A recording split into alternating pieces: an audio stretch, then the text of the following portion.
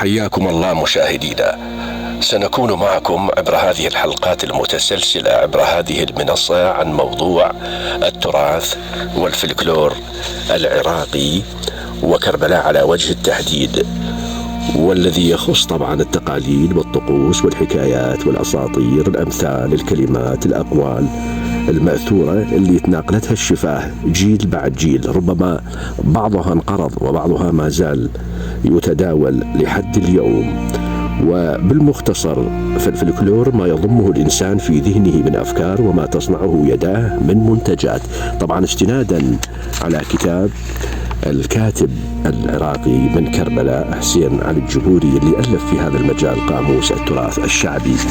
اليوم طبعا باعتبارنا في شهر الأحزان، شهر محرم وأيضا شهر صفر، سنتناول مفردة يعني ربما ما زالت تتداول لحد اليوم، وهي تعد من الموروث ومن الفلكلور ونرجع لجذورها، وهي مفردة أحا أو أحو، وهو الندب طبعا على الميت بصوت مميز حزين معروف.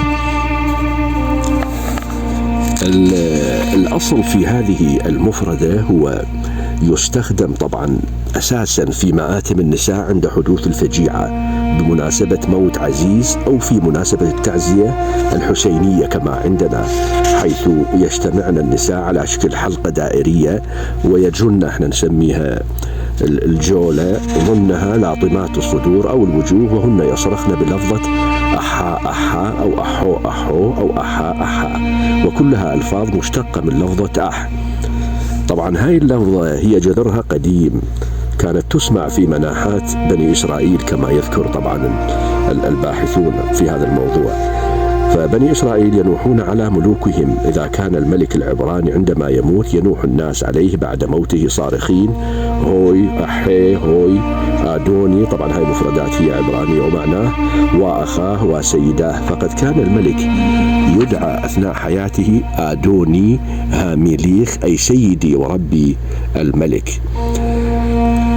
طبعا عندنا هنا أريافنا وربما بعض مناطق مدننا في العراق لا يندبون الميت بالصوت المذكور، فهو خاص طبعا بالنساء، طبعا قضية الأحو، لكنهم يستعملونه في حالة إصابة أحدهم بضربة أو عارض جسدي مؤلم، فيقولون أحا بفتح الهمزة وتجديد الحاء وفتحها، أو أحا كما يستخدمون لفظة أحو في لطمهم على صدورهم، مثلا في أيام محرم وصفر على العباس عليه السلام، مثلا يقولون أحو على العباس، أحو على العباس. ولفظة آح في الفصحى قال الشاعر أبو بكر العيدروس آح لولا ألمي ما قلت آح. وقد يتعرض المحبوب للعض من عاشقة فينطق ألما بلفظة أح. قال محمد بن شهاب الدين بن إسماعيل المكي فعضضت مبسمه الشهية فقال أح. وتقال في الشعر المعبر عن التوجع على أيام الصبابة التي ذهبت، كما في قول أبي عثمان سعد بن سداد الناجم أح قلبي من الصبابة أحه من جوار مزينات ملاحي. وقد تستعمل مسبوقة بأداة النداء يا، كما في قول الشاعر المؤمل ابن أميل يا أحي من حر الهوى يعرف حر الحب من جربا. يا أحي من حر الهوى يعرف حر الحب من جربا. ويقال أحا أي تنحنح وتوجع، وسمعت له أحاحا وأحيحا إذا سمعته يتوجع من غيظ أو حزن. ويقال يطوي الحيازيم على أحاح أي غيظ وضغن. كذلك في الريف المصري أيضا تقول المرأة عند الألم أحي، وإذا آلمها زوجها أو ضربها قالت أحي جتك دهية، جتك مصيبة، أحي جتك غارة، حسب ما جاء في بعض الكتب والبحوث التي كتبها المصريون.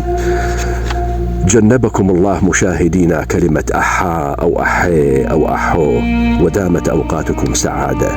نلتقيكم إن شاء الله، مع السلامة.